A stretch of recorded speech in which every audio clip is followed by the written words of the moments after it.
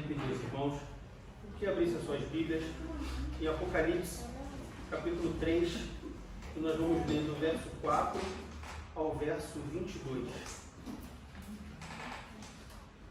Apocalipse, capítulo 3,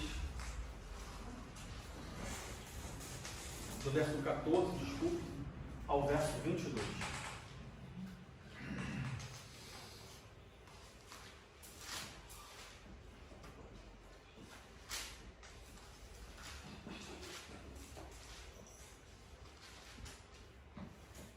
Todos acharam? E ao anjo da igreja que está em Laodiceia escreve: Isto diz o Amém, a testemunha fiel e verdadeira, o princípio da criação de Deus. Eu sei as tuas obras, que nem és frio nem quente. Tomara que fores frio ou quente. Assim, porque és morno e não és frio nem quente, vomitar-te-ei da minha boca. Como dizes, rico sou, e estou enriquecido, e de nada tenho falta. E não sabes que és um desgraçado, e miserável, e pobre, e cego, e nu.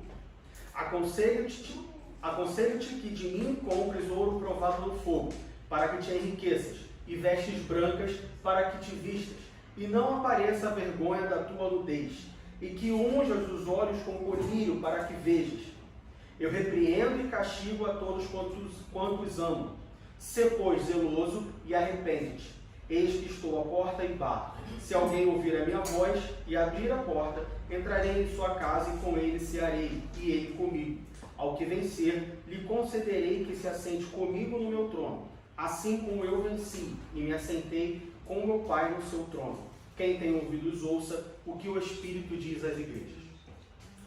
Essa passagem, como os irmãos provavelmente já conhecem, faz parte de uma passagem que começa lá no capítulo 2 de Apocalipse, que fala sobre as 7 cartas que Jesus escreve às 7 igrejas da Ásia Menor, daquela região. E as 7 cartas são apenas a primeira série de 7, do número 7, no Apocalipse. Se os irmãos lerem o livro do Apocalipse, vão ver que existem 7 cartas, existem 7 livros, existem 7 trombetas, 7 selos, 7 taças, ou seja, é a primeira de várias séries de 7, que tem algum significado. Mas não é isso que nós queremos falar hoje, sobre o significado do número 7, mas apenas para os irmãos entenderem que existe um significado, não é que João, ou Deus, ou Jesus é fissurado no número 7, não, existe um significado por que 7. Mas falando sobre as 7 igrejas, também é evidente que naquela região existiam mais de 7 igrejas. Então naquela região só tinham 7 igrejas? Não, existiam mais igrejas além do que essas 7. No entanto, essas 7 que foram igrejas reais, igrejas que realmente existiram, tenham isso em mente, foram por algum motivo escolhidas por Jesus para receberem as suas cartas. E por que essas igrejas foram escolhidas? Bom, se nós olharmos analisarmos as 7 igrejas, as 7 cartas, nós vamos ver que cada igreja tinha uma característica. Cada igreja tinha o seu ponto forte, algumas só tinham pontos fortes, outras tinham pontos fortes e pontos fracos, e outras só tinham os pontos fracos. Enfim, cada uma tinha a sua característica. Mas mais importante que as suas características é que cada igreja representa uma fase, um período na história da humanidade, na história do mundo. Então, se nós formos, por exemplo, para Éfeso, que foi a primeira carta, Éfeso representa o período que consiste ali no primeiro século, no século I, que fala sobre a pureza apostólica da igreja, ou seja, o momento da igreja, o primeiro momento da igreja, o primeiro período onde a igreja estava na sua expansão, com os apóstolos e tudo mais. A igreja de Esmirna trata do período que compreende de 100, do final do primeiro século, de 100 a 313 depois de Cristo, que fala do período das perseguições, do martírio que a igreja sofreu, que acabou lá em 313, quando o cristianismo foi declarado a religião oficial do Império Romano. A igreja de Pérgamo fala dos compromissos do século IV, século V, a primeira metade do século VI, que fala do compromisso que a igreja perdeu em relação a Deus. A quarta igreja, a igreja de Tiatira, que vai do século VI ao século XV, fala do período da apostasia, o período em que a igreja se distanciou de Deus, se distanciou dos ensinamentos bíblicos, se distanciou de tudo aquilo que ela tinha aprendido até então. O período da apostasia da igreja. Sardes, a quinta igreja, que vai ali do século XVII, a primeira parte do século XVIII, Apocalipse capítulo 3, versículo 4, trata do período da igreja da reforma. O período em que algumas pessoas, se nós formos ler Apocalipse capítulo 3, no verso 4, diz assim: mas também tens em Sardes algumas pessoas que não contaminaram suas vestes, e comigo andarão de branco, porquanto são dignas disso. Ou seja, no meio da apostasia que a igreja estava vivendo, algumas poucas pessoas não se contaminaram, e a partir dessas pessoas nós começamos o que se começou, deu início ao que nós chamamos da reforma. A sexta igreja, Filadélfia, que vai da última parte do século XVIII até a primeira parte do século XIX, está lá em Apocalipse capítulo 3, versículo 8. Trata do período da igreja do reavivamento. Foi a parte que nós podemos dizer da história da igreja, da história da humanidade, onde a igreja se reavivou espiritualmente. Nós tivemos os reavivamentos, os movimentos pentecostais, onde a igreja teve uma expansão gigantesca e chegou ao status que está hoje, que é uma das maiores religiões do mundo. E por último, nós temos a igreja de Laodiceia, que representa a era presente da igreja. E é sobre a igreja de Laodiceia que eu queria falar. Se nós analisarmos todas as sete cartas, nós vamos ver que elas têm mais ou menos o mesmo formato. Jesus primeiro ele se apresenta para aquela igreja, depois que ele se apresenta ele faz um elogio, depois que ele faz um elogio ele faz uma crítica, depois que ele faz uma crítica ele faz uma conclusão. Com exceção de algumas cartas, por exemplo, em Esmirna e em Filadélfia não tem repreensão. Jesus não repreende a igreja de Filadélfia e a igreja de Esmirna.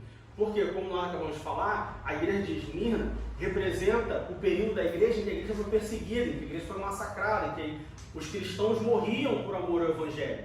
Ou seja, Jesus não imputa nada de crítica a essa igreja. E a igreja de Filadélfia foi a igreja que representa o período do movimento do reavivamento da igreja. Ou seja, Jesus também não tem nada contra essa igreja.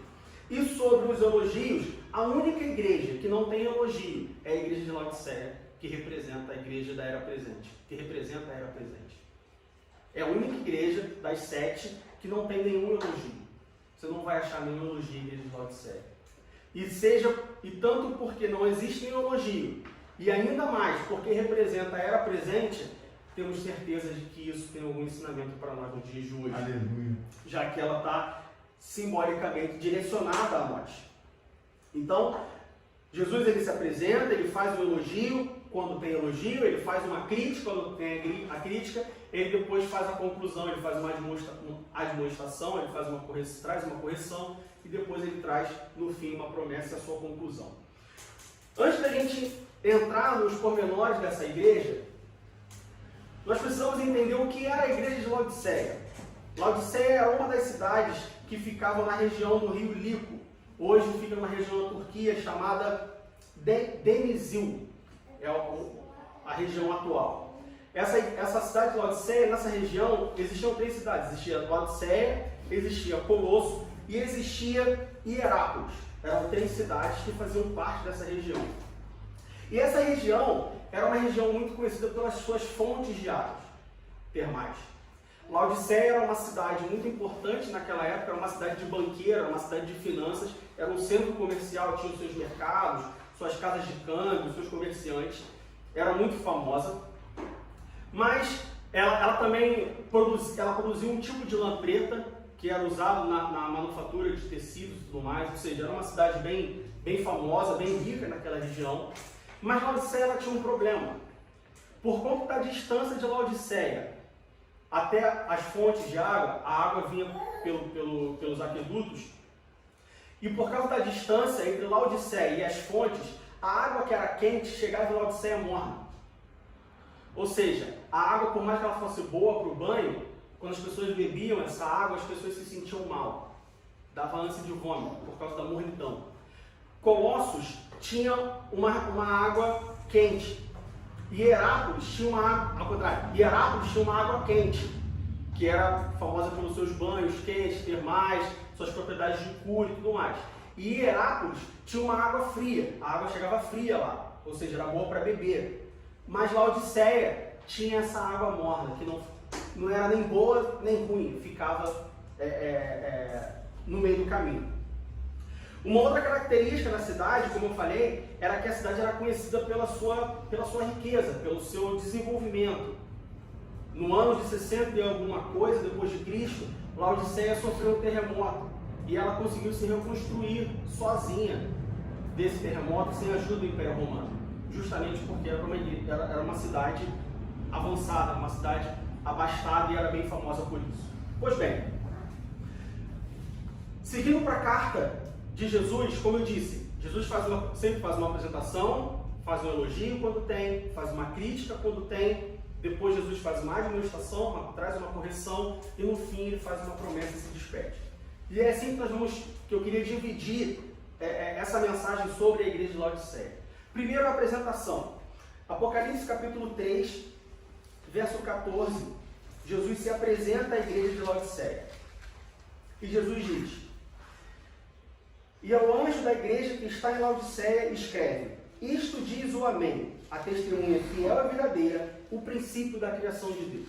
Quando Jesus se apresenta à igreja de Laodiceia, ele se apresenta de três formas. Ele se apresenta como um Amém, como a testemunha fiel e verdadeira e como o princípio da criação de Deus. O que isso significa? O que significa o Amém? Vamos abrir em 1 João, capítulo 5, verso 13. Nós vamos ver o que significa o Amém. 1 João, capítulo 5, verso 13. Versos 13 e 14. "Estas coisas vos escrevi, para que saibais que tendes a vida eterna, e para que creiais no nome do Filho de Deus.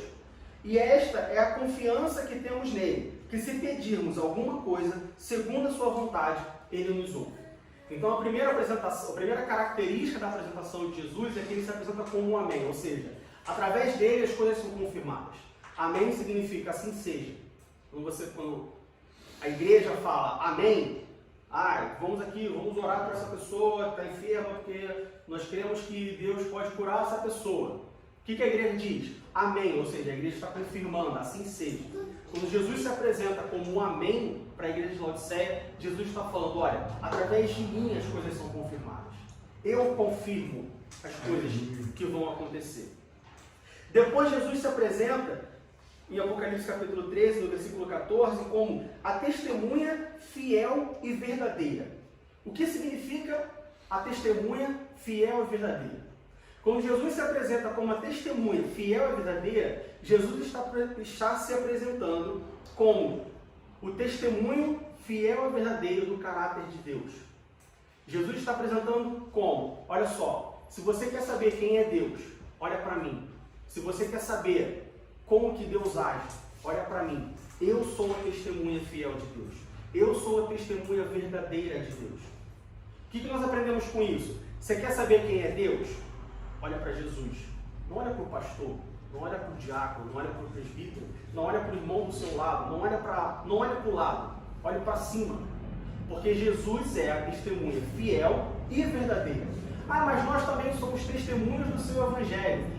Porque através de Jesus reinando na minha vida, eu posso ser testemunha para o mundo daquilo que Deus fez. Sim, você pode. E cremos que você que nós somos. Mas nós podemos não ser a fiel. Nós não somos verdadeiros, podemos ser verdadeiros, mas podemos não ser a fiel, porque nós podemos vacilar em algum momento. E certamente vamos durante a nossa vida cristã. Mas Jesus é a testemunha fiel e a testemunha verdadeira. Ou seja, quer saber como chega no céu? Olha para Jesus, segue a Jesus. Quer saber como que Deus age? Quer saber como que Deus é, o que ele sente, qual o seu caráter? Olha para Jesus. Jesus é a testemunha fiel e verdadeira. Em Apocalipse, no capítulo 1, no verso 2, Apocalipse capítulo 1, verso 2, João diz: "O qual testificou da palavra de Deus e do testemunho de Jesus Cristo e de tudo o que tem visto." Cristo, Jesus Cristo, é a testemunha fiel e verdadeira. Você quer saber qualquer coisa? Olhe para ele. Você não sabe como andar? Olha como Jesus andou. Você não sabe o que fazer, olha o que Jesus fez. Você não sabe o que falar, olha o que Jesus falou. Você não sabe o que pensar. É claro que nós não podemos saber o que Jesus pensava, mas imagine como que Jesus pensaria. Você está pensando em alguma coisa, você não sabe se esse pensamento é bom ou ruim. Bom, faça um exercício e fala assim, Jesus pensaria nisso? Jesus pensaria assim? Jesus teria esse tipo de pensamento? E aí nós vamos obter a nossa resposta. Por quê? Porque Jesus é a testemunha fiel e verdadeira. Muitas das vezes nós podemos ser a testemunha fiel, mas não a verdadeira. Ou nós podemos ser a testemunha verdadeira, mas não a fiel. Jesus é o único que é a testemunha fiel e verdadeira. E por último, Apocalipse capítulo 3, versículo 14, Jesus se apresenta como o princípio da criação de Deus. E ao anjo da igreja que está em Laodiceia escreve, isto diz o Amém, a testemunha fiel e verdadeira, o princípio da criação de Deus. O que significa o princípio da criação de Deus? Significa que se Jesus se apresenta como o princípio da criação de Deus, então quer dizer que ele foi o primeiro a ser criado? Mais ou menos, porque nós sabemos que Jesus ele é eterno. Jesus ele não foi criado. Jesus ele já existia. Quando se fala no princípio criou Deus os céus e a terra, lá em Gênesis capítulo 1, naquele momento Jesus já existia. E ele não existia porque ele foi criado antes. Então Deus falou assim, bom, primeiro eu vou criar o meu filho Jesus e depois eu vou criar o mundo. Não, Jesus sempre existiu, Jesus é eterno. Então quando Jesus se apresenta como o princípio da criação de Deus, Jesus não está falando, olha, eu fui criado primeiro, vocês foram criados depois. Mas quando Jesus se apresenta como o princípio da criação de Deus, Jesus está querendo dizer que a partir da sua origem, princípio no sentido de origem, a partir da sua origem, todas as coisas foram criadas, inclusive nós. E inclusive o novo nascimento. A partir de Jesus, da origem de Jesus, nós podemos ser criados novamente ou regenerados para uma vida santa e gloriosa. Vamos abrir em Efésios capítulo 2, versículo 10. Efésios capítulo 2, versículo 10.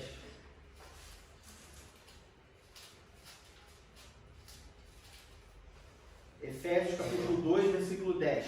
Porque somos feitura sua, criados em Cristo Jesus para as boas obras, as quais Deus preparou para que andássemos nela. Ou seja, Jesus é o princípio da criação de Deus, ele é a origem da criação de Deus, porque nele nós fomos criados para as boas obras. Ainda sobre esse assunto, Gálatas capítulo 6, versículo 15. Volta aí uma página, 2 páginas de sua Bíblia. Gálatas capítulo 6, versículo 15. Porque em Cristo Jesus, nem a circuncisão, nem a incircuncisão tem virtude alguma, mas sem o ser uma nova criatura.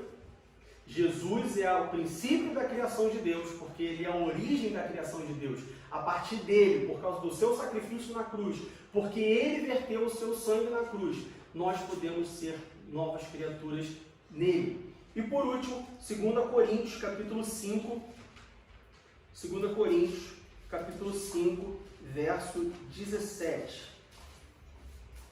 2 Coríntios capítulo 5, verso 17.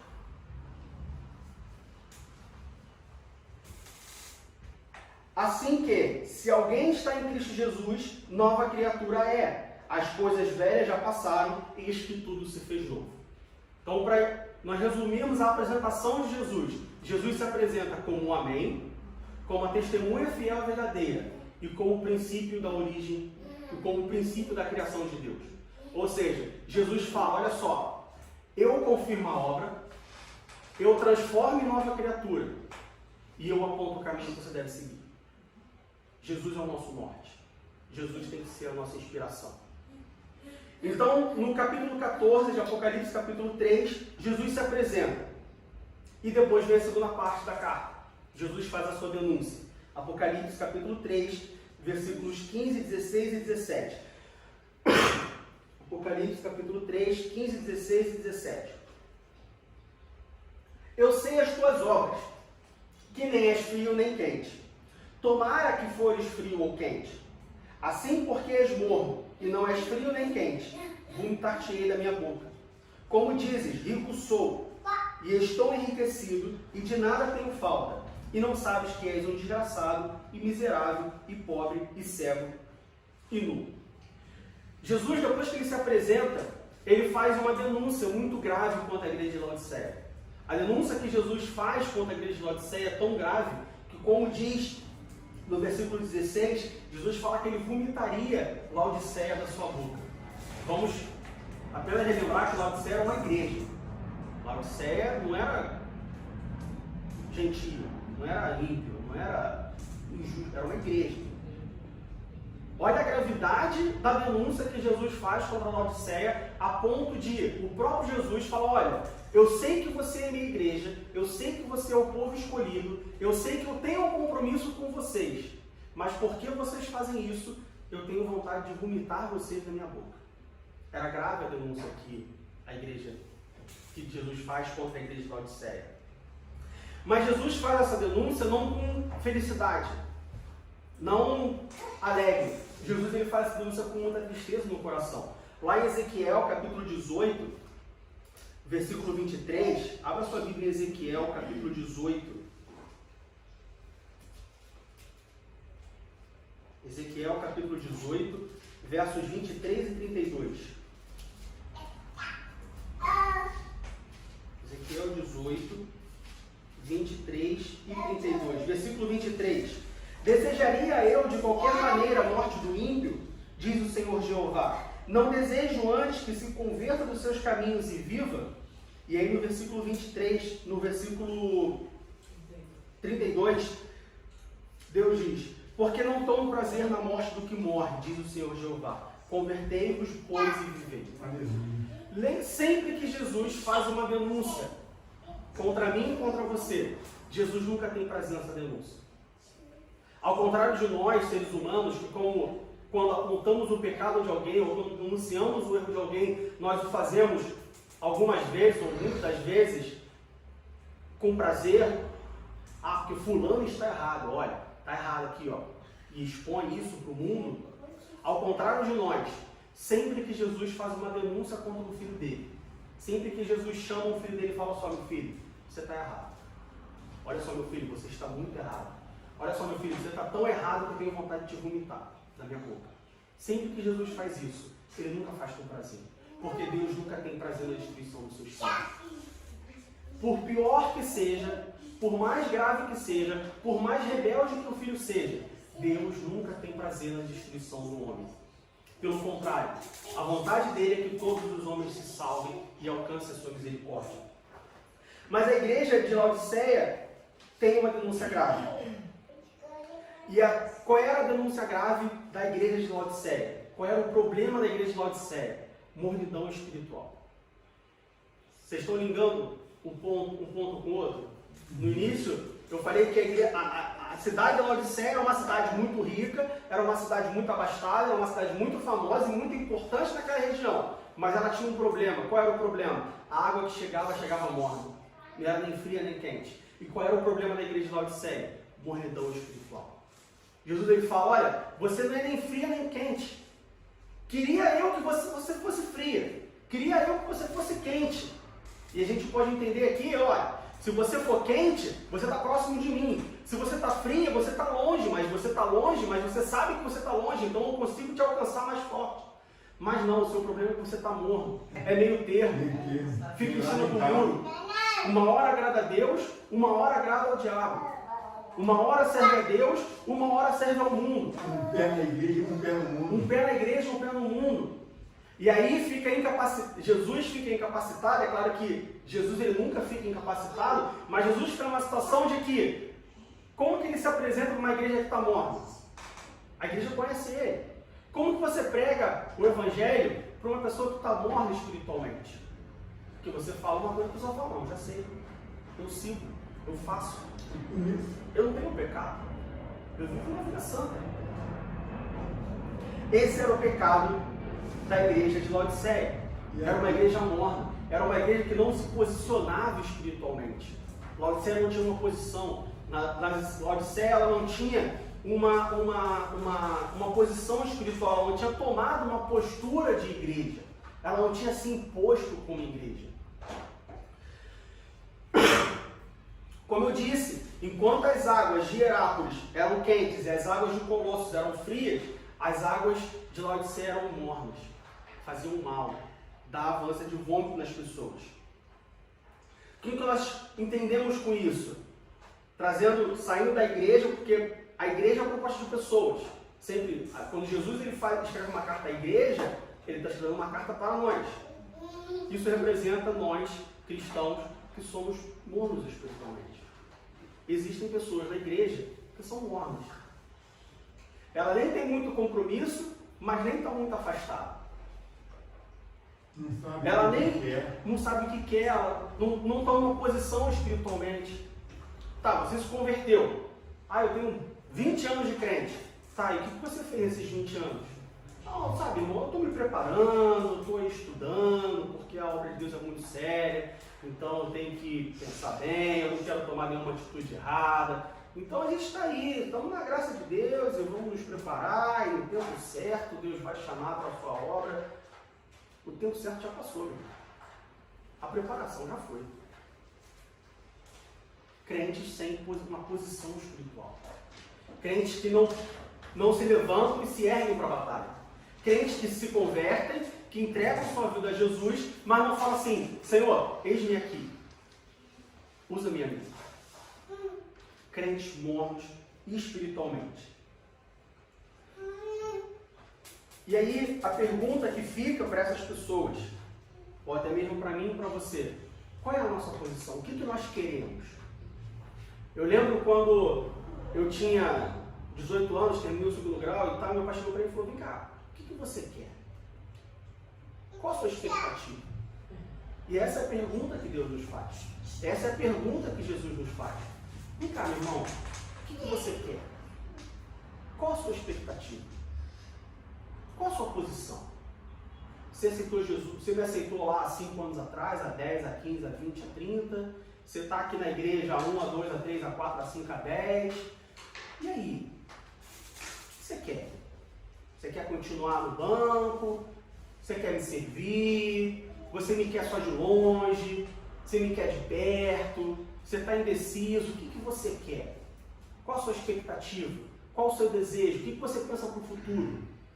É essa reflexão que Deus nos faz nessa manhã. É essa pergunta que Deus nos faz nessa manhã. Mas eu já faço muito. Tá, mas você quer ficar nesse teu muito aí? Você quer mais? Ou você quer menos? Porque você faz muito aí, mas às vezes não faz tão bem. Parece que eu estou te incomodando. O que você quer? Essa é a pergunta que Deus nos faz nessa manhã. O que nós queremos? Qual a nossa posição? E isso é uma coisa que acontece conosco em todas as áreas da nossa vida. Como eu falei, lá com 18 anos, meu pai me chamou e falou: vem cá, o que você quer? Você quer trabalhar onde? Você quer fazer o quê? Que faculdade? O que você planeja? Quando eu comecei a namorar minha esposa, vem cá, e aí? O que vai acontecer? Você vai namorar quanto tempo? Vai namorar pra quê? Você vai noivar? Você vai casar? Depois que casou, tá, e aí? Você vai ter filho? Você não vai ter filho? A todo tempo na nossa vida chega uma hora que essa pergunta vem e fala assim: olha só, e agora? O que você quer? E é isso que Deus quer saber. O que você quer? O que você quer para você? Aonde você quer chegar? O que você quer comigo? Que tipo de relação você quer comigo? Porque até agora você só me chamou para brincar, você só me fez um carinho. Mas todas as vezes que eu fui até você, você se afastou. O que você quer de mim? O que você quer de mim? Essa era a denúncia grave que Jesus tinha contra a igreja de Laodiceia. Mornidão espiritual. E depois que Jesus faz essa denúncia, como eu já falei, na estrutura das cartas, depois Jesus se apresenta, ele faz a denúncia, depois ele vem com uma demonstração, ele vem com uma correção, ele vem com uma solução para o seu problema. E com isso nós aprendemos que Jesus nunca deixa os seus filhos sem solução para os seus problemas. O diabo ele vem, aponta o problema e cai fora. O diabo ele vem, expõe a pessoa e sai. O diabo ele só quer ver o parquinho pegar fogo. Jesus não. Ele vem, aponta o problema, mas ele aponta a solução. Jesus, ele, como nós falamos, ele não tem prazer em expor o problema de ninguém. Ele não tem prazer em denunciar o pecado de ninguém. E ele não só faz isso, como ele aponta a solução. E da mesma forma Jesus faz com a igreja de Laodiceia. A igreja de Laodiceia era uma igreja soberba, era uma igreja cheia de si, orgulhosa por conta da sua posição social, porque era uma igreja rica, porque era uma igreja abastada, uma cidade importante. Laodiceia, os crentes de Laodiceia tinham uma postura soberba, eles tinham uma postura de autossuficiência. Como eu disse, lá em 63, 64, não me engano, depois de Cristo, Laodiceia sofreu um terremoto, ela conseguiu se reconstruir sozinha, sem a ajuda do Império Romano, que era uma coisa bem impactante para a época. Imagina hoje, um país inteiro sofreu uma catástrofe gigante e conseguir se organizar, se reerguer com as próprias pernas. Então a igreja de Laodiceia, ela achava que ela era autossuficiente, ela achava que ela tinha tudo, ela achava que ela era importante, que estava bem no caminho. Sou parecido com a igreja de hoje? Nós achamos que nós estamos no caminho certo. Nós achamos que nós somos tudo, nós somos a obra-prima, que nós vamos ver a glória de Deus e que nós vamos ser a igreja que vai ver Jesus voltar e nos encontrar com Ele. Vamos. Estamos tomando uma posição de uma igreja que vai se encontrar com Jesus. Então Jesus ele dá a sua solução. No versículo 18 do capítulo 3 de Apocalipse, Jesus diz: aconselho-te que de mim compres ouro provado no fogo, para que te enriqueças, e vestes brancas, para que te vistas, e não apareça a vergonha da tua nudez, e que unja os olhos com colírio, para que vejas. E pode parecer não relacionado esses três conselhos, que é comprar ouro refinado no fogo, vestes brancas e colírio para os olhos, pode parecer randômico, pode parecer aleatório esse conselho, mas não, esse conselho fala muito das características daquela cidade, daquela igreja. Por quê? Ouro refinado no fogo. A igreja de Laodiceia, como eu acabei de falar, eu já falei várias vezes aqui durante essa pregação, a igreja de Laodiceia era uma igreja rica, uma cidade rica. Ou seja, eles achavam que eles eram ricos, porque eles tinham dinheiro, porque eles tinham ouro, eles tinham riqueza. E eles eram de fato ricos, mas eram ricos no mundo, materialmente, não eram ricos espiritualmente. E aí Jesus fala assim: aconselho-te que compre de mim ouro refinado no fogo. Por que ouro refinado no fogo? Porque o ouro que passa pelo fogo não tem impureza. Quando você pega um ouro bruto e você refina ele no fogo, ou seja, na verdade tudo que você refina, você tira as impurezas. Quando você pega o ouro e passa pelo fogo, o ouro sai do outro lado mais puro. Ele sai do outro lado mais valioso do que ele entrou. O que Deus está falando, o que Jesus fala para essa igreja, para a igreja de Laodiceia, olha só, o ouro que você tem não vale nada. Você quer que ele valha alguma coisa? Passa pelo fogo. Compra de mim ouro refinado pelo fogo. Não compra do ouro refinado pelo fogo. Não compra pelo vizinho, não compra pelo amigo, não compra pelo colega, não compra pelo parente, compra de mim. Você quer ser valioso para Deus? Compre de Deus ouro refinado pelo fogo. E o que é um ouro refinado pelo fogo? É um ouro provado, é um ouro forjado. Tudo que é forjado tem mais valor. Grama do ouro. Estava falando com meu pai esses dias, o ouro está valendo, se não me engano, 300 e poucos reais. Já passou de 450. 450 reais. 1 grama de ouro, 450 reais. 10 gramas de ouro, 4.500 reais.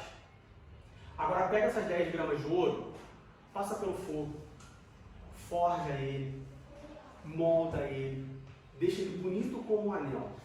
Quanto vale essas 10 gramas de ouro agora? Muito mais do que 4.500 reais. Quer ter valor? Compre ouro refinado no fogo, direto de Deus. Ele é o único que tem a capacidade de provar o seu servo, refinar o ouro e ele sair mais valioso do que ele entrou. A igreja de Laodiceia se achava valiosa, mas ela não valia nada. Não tinha valor espiritual. Às vezes nós achamos que nós temos muito valor. Eu tenho muito valor para a minha igreja porque eu vou a todos os cultos, porque eu dou a minha oferta, porque eu entrego o meu dízimo, porque se o pastor me chamar para pintar a igreja, eu estou lá. Se a irmã Leila me chamar para fritar a coxinha, eu estou lá. Se a irmã Fabiana me chamar para dar aula para as crianças, eu estou lá também. Eu acho que eu sou valoroso, mas e a minha posição? Será que isso que eu acho que tem valor, tem realmente valor para Deus? Se for um ouro que não foi refinado ainda, não vai nada. Está cheio de impureza. Acha que está reluzente, mas está cheio de impureza. Então, o primeiro conselho que Deus dá, que Jesus dá, ouro refinado no fogo. Para ter uma vida espiritual rica, você tem que ter uma fé provada no fogo. Não tem como ter uma vida espiritual rica sem ter uma fé provada no fogo. Tem que provar. Ah, Diego, mas provação traz tristeza, provação traz marca, provação traz cicatrizes. Sim, mas faz ficar mais forte. Eu não estou falando, não estou pregando que nós devemos buscar provações. Ou que nós devemos, eu tenho que viver miseravelmente, eu tenho que viver com problema, eu tenho que viver na luta para eu ser provado. Não, não é isso que eu estou falando. Mas o dia que ela vier, tenha certeza que é para provar a sua fé.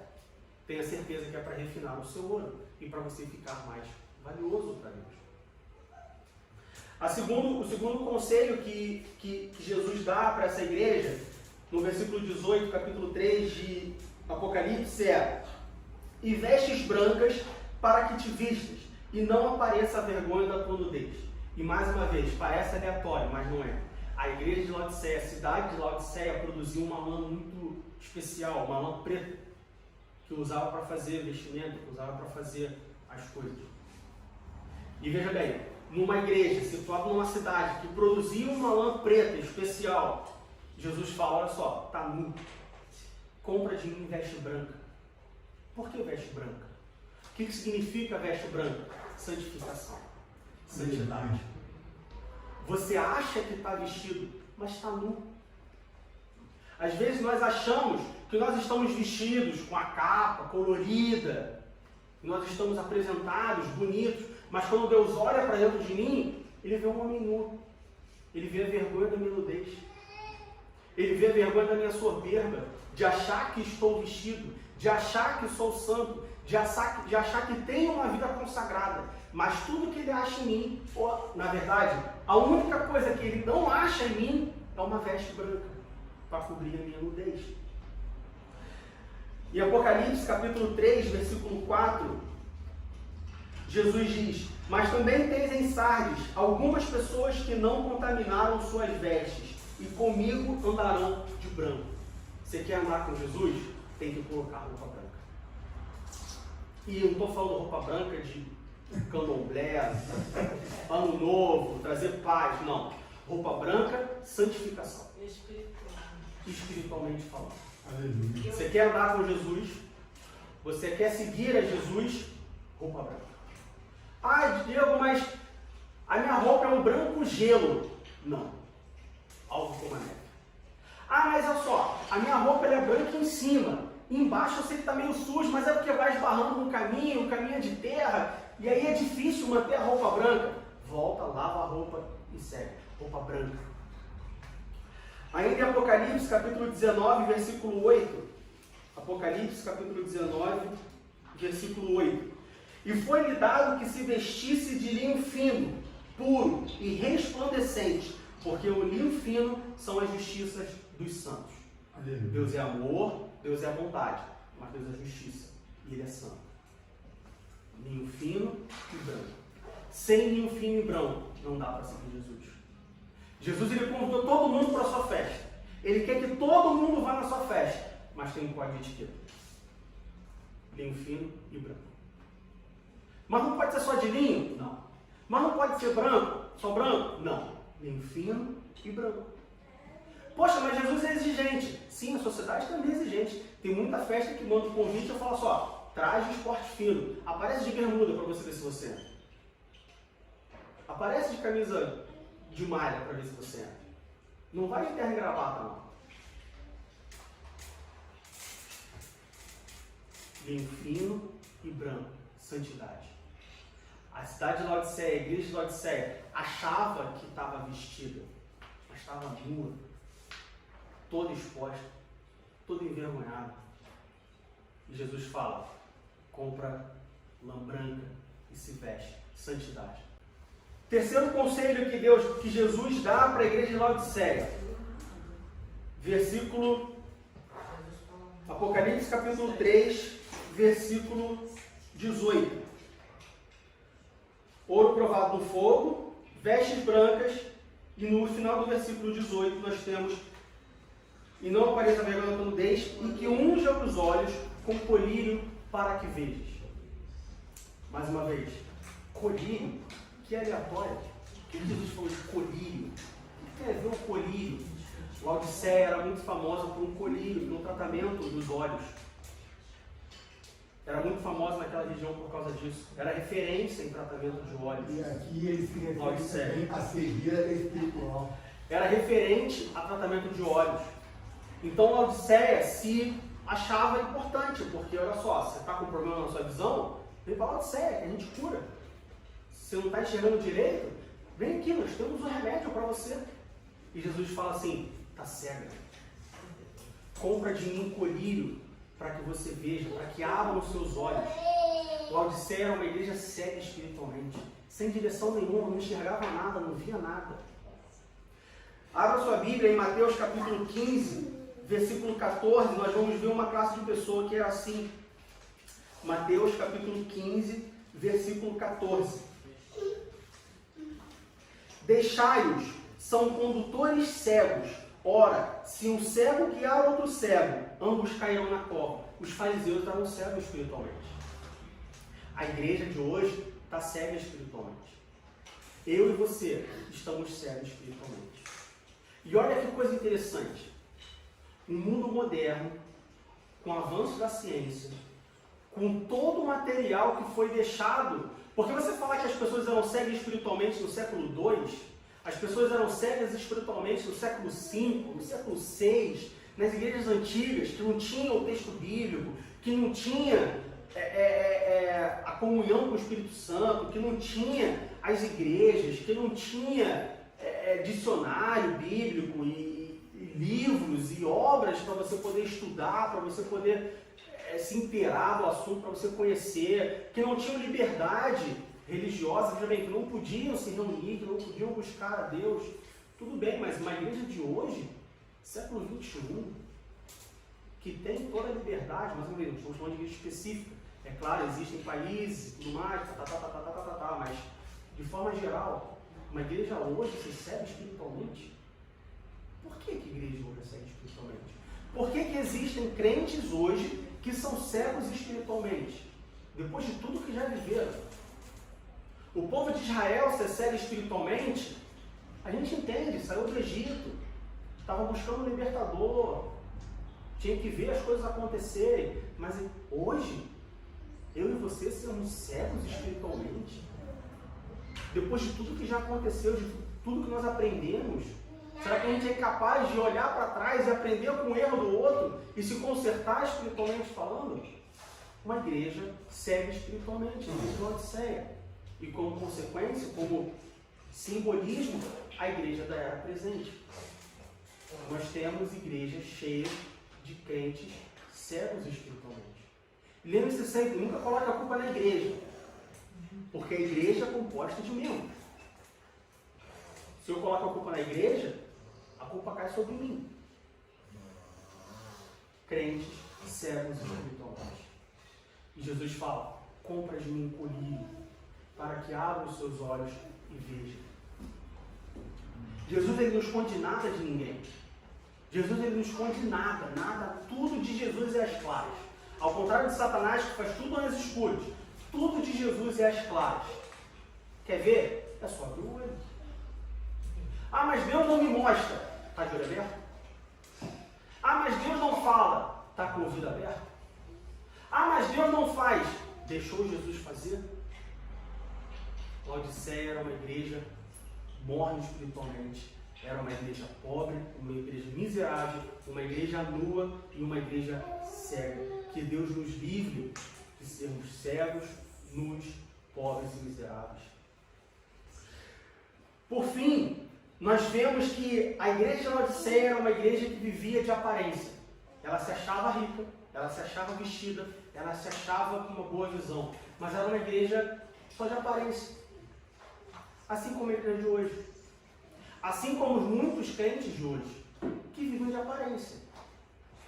Frequentam a igreja há 30, 40 anos, há 5 anos, vão aos cultos todos os domingos, participam de todas as atividades, oram, jejuam, vão na escola dominical, pregam, ensinam, mas é só aparência.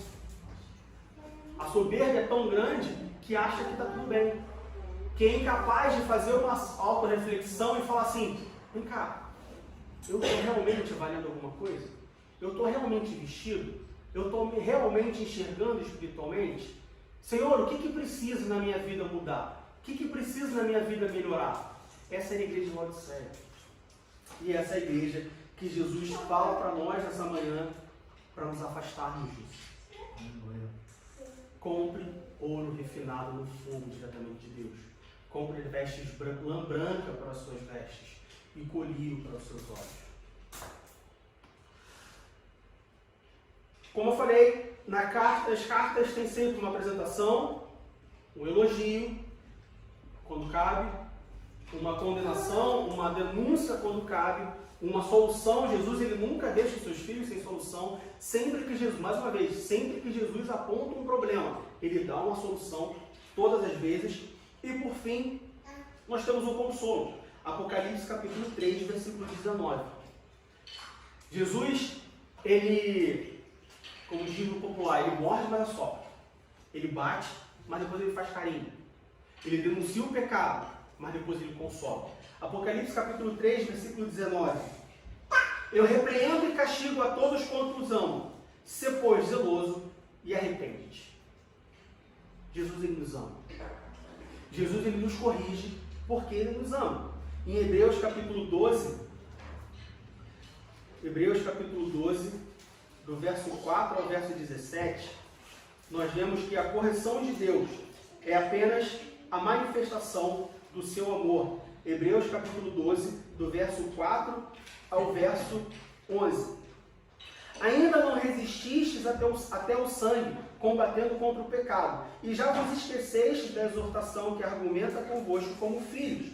Filho meu, não desprezes a correção do Senhor, e não desmaies quando por ele fores repreendido, porque o Senhor corrige o que ama, e açoita qualquer que recebe por filho. Se suportais a correção, Deus vos trata como filhos, porque que filho há quem o pai não corrija? Mas se estáis sem disciplina, da qual todos são feitos participantes, sois então bastardos e não filhos. Além do que, tivemos nossos pais segundo a carne para nos corrigirem, e nós o reverenciamos. Não nos sujeitaremos muito mais ao Pai dos Espíritos para vivermos? Porque aqueles, na verdade, por um pouco de tempo nos corrigiam, como bem lhes parecia, mas este, para nosso proveito, para sermos participantes da sua santidade. Versículo 11. E na verdade, toda correção ao presente não parece ser de gozo, senão de tristeza, mas depois produz um fruto pacífico de justiça nos exercitados por ela. Jesus está te corrigindo? Aceita de bom grado. Pode parecer doloroso, pode parecer pesado. Poxa, mas Senhor Jesus, que cajadada. Está doendo. Aceita. Aceita. De bom grado. Porque é para o nosso bem. Jesus é Pai. Eu quero o amor de Jesus. Nós pregamos sobre o amor de Jesus. As pessoas, porque aceite o amor de Jesus, porque eu quero o amor de Jesus, porque Deus me ama, e eu valho muito para Deus porque Ele me ama. Porque Ele ama e Ele corrige. Ele só corrige a quem Ele ama. Às vezes nós queremos o Deus do amor, mas rejeitamos o Deus da correção. Não tem como. Se nós queremos o Deus do amor, nós temos que querer também o Deus da correção. Deus só corrige aquele que ama. E com a igreja de Laodiceia é diferente. Jesus fala, eu arrependo e castigo a todos os que amam. Sê, pois, zeloso e arrepende-te. Jesus, ele sempre dá uma segunda chance. Jesus, ele sempre, toda vez que Jesus condena o pecado, ele apresenta a solução e ele dá uma segunda chance. Todas as vezes. Sempre que Jesus denunciar um pecado, ele vai trazer uma correção E Ele vai dar uma segunda chance. Jesus nunca falou, olha só, você pecou, está fora, eu não quero mais falar com você. Ele fala, olha, você pecou. Está aqui o que você deve fazer. Faz. Porque se você fizer, versículo 20, eis que estou à porta e bato. Se alguém ouvir a minha voz e abrir a porta, entrarei em sua casa e com ele cearei e ele comigo. Olha que coisa triste. A igreja foi edificada sobre Cristo. Cristo é a rocha da igreja. Olha que coisa triste. O próprio dono da igreja estava trancado do lado de fora. A situação da igreja de Laodiceia estava tão triste, a situação estava tão pesada, que o próprio dono da igreja estava de fora, trancado do lado de fora da sua própria casa. Imagina você ter a sua casa e você estar trancado do lado de fora e não conseguir entrar na sua própria casa. É um absurdo. Era isso que estava acontecendo. Quando Jesus fala aqui, eis que estou à porta e bato. Ele fala, olha só, eu quero vocês. Eu estou aqui por vocês. Mas eu estou batendo na porta e ninguém está atendendo. Eu estou batendo na porta e ninguém está me ouvindo. Jesus, Ele está aqui conosco. Jesus, Ele está com você na sua vida. Ele está comigo na minha vida. E Ele bate a porta. Mas se eu não abrir, Ele não vai entrar. Ele não vai chutar a porta. Essa é a situação da igreja de Laodiceia. Uma igreja que trancou o dono da casa do lado de fora. E o que Jesus fala é, olha, eu estou à porta e bato. E aí, não importa o que você fez. Não importa qual for o seu pecado. Se você abrir a porta, eu entro na sua casa. E eu não só entro na sua casa, mas eu entro e eu ceio contigo. E se, versículo 20, eis que estou à porta e bato, se alguém ouvir a minha voz e abrir a porta, entrarei em sua casa e com ele cearei e ele comigo. Deus, Ele condena o pecado, Ele aponta o caminho, Ele te aceita de volta. E Ele não só te aceita de volta, mas Ele entra na sua casa e ceia com você. O que isso significa, entrar e cear contigo? Significa habitação, intimidade. Deus, Ele não é o tipo de pessoa que, quando você peca e você se arrepende, você pede perdão, Ele fala assim, te perdoo, mas vou te deixar aqui no banquinho 6 meses para ver como você se comporta. Não.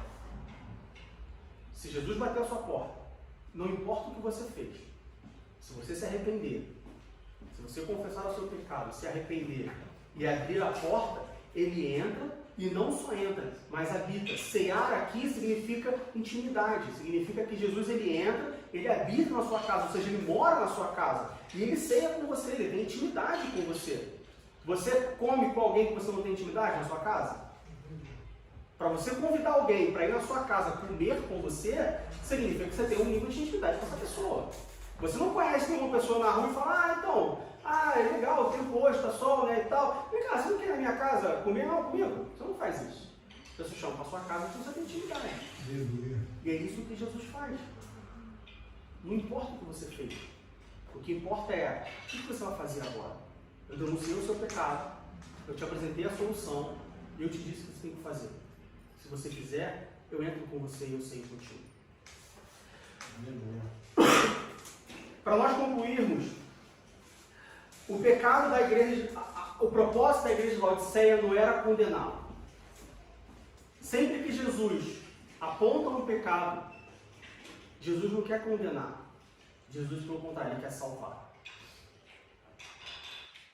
Apontar o pecado é apontar o caminho da salvação. Quando Jesus olha para nós e fala só, Diego, olha só, você está errado. Não é que Jesus não gosta de mim, ou que Ele quer me condenar, ou Ele quer me jogar para baixo. Não, Ele fala só, você está errado, cara. Volta para mim, vem cá, eu quero você. Não vai por esse caminho, não. E é isso que Jesus faz com a igreja de Laodiceia, e é isso que Cristo está fazendo conosco nessa manhã. Ele não está maltratando. Ele está falando, olha, tem tempo ainda. Volta. Eu estou com fome, eu quero cear contigo, eu quero morar contigo, vem. O pecado da igreja de Laodiceia não era uma doutrina, não era nenhuma imoralidade. Nós vemos outras igrejas na carta, e nós temos outros exemplos, de que Deus condena a idolatria, que Deus condena a imoralidade, que Deus condena as doutrinas erradas que estavam sendo feitas, como na igreja que representa a era da apostasia, na Idade Média. O que Deus condena, o que Jesus condena na igreja de Laodiceia, era apenas o seu orgulho e a sua autossuficiência. Não era uma coisa muito grande. Não era uma coisa absurda. Principalmente, não era algo que fosse irreversível. Nós estamos estudando sobre Saul e que o pecado de Saul foi a sua rebelião, ou seja, era um estado quase que irreversível. Como que ia reverter isso se ele estava se achando maior que Deus? O pecado da igreja de Laodiceia não é esse. É apenas orgulho e autossuficiência, que eu tenho certeza que são os pecados da igreja de hoje. Orgulho e autossuficiência. Achar que está tudo bem, mas não está nada bem. Confiar no lado de fora, confiar no externo, mas por dentro está nu, pobre, miserável e cego.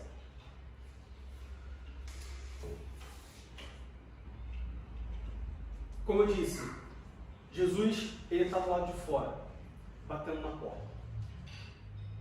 Jesus ele não olha para o pecado. Ele só quer saber da correção. Jesus, depois que ele denuncia o pecado, ele não olha mais para o pecado. Ele não olha para o leite derramado, como se diz no popular. Ele quer saber do agora. Olha só, o que você quer agora? Jesus ele não quer saber se há 20 anos, se há 30 anos eu estou tomando uma posição errada, ou eu não estou posicionado espiritualmente. Jesus ele não quer saber se tem 40 anos que eu estou na igreja e eu estou há 40 anos sentado no banco, reclamando do pastor, ou reclamando do louvor, ou reclamando que a criança está fazendo barulho. Jesus quer saber do agora. Olha só, está aqui a solução. O que você vai fazer agora? Eu estou batendo na porta. Você vai abrir ou não? Não se preocupe com o passado. Se preocupe com o futuro. Não se preocupe com o que você não fez. Se preocupe com o que você vai fazer. Jesus está batendo na porta. Ele está trancado lá de fora, desesperado. Ele quer entrar, ele quer morar comigo, ele quer habitar comigo, ele quer cear comigo. O que eu vou fazer com isso? Vou abrir a porta ou vou deixar a porta trancada? E por fim, no versículo 22, quem tem ouvidos ouça o que o Espírito diz às igrejas. Aleluia. Jesus está falando. Aleluia. Jesus está batendo. Glória a Deus. Vai chegar uma hora que Jesus vai parar de falar. Vai chegar uma hora que o Espírito Santo vai parar de tocar. Vai chegar uma hora que Jesus vai parar de bater a porta. Porque ele cansou? Não. Porque ele foi embora. Tudo tem um tempo. Nós estamos debaixo de um tempo. Tudo tem um tempo. Você precisa de mais tempo? Você tem tempo. Mas vai chegar uma hora que Jesus vai parar de falar. O Espírito Santo vai parar de tocar. E a porta vai parar de bater. Não porque ele não quer mais, mas porque ele foi embora. Que Deus nos livre e que ele nos traga a consciência de que nós precisamos abrir a porta. Nós precisamos nos posicionar espiritualmente. Jesus ele quer crentes posicionados espiritualmente. Não tem lugar para mornidão. No reino de Deus não tem lugar para mornidão. Ou é frio ou é quente. Sim ou não. Não tem brincadeira. Não tem de segunda a sexta no mundo, sábado e domingo na igreja. Não tem 6 meses no mundo, 6 meses na igreja. Temos que ser quentes. Jesus nos cobra uma posição espiritual. Qual é a sua e qual é a minha posição espiritual? Ele está batendo na porta. Que Deus nos abençoe.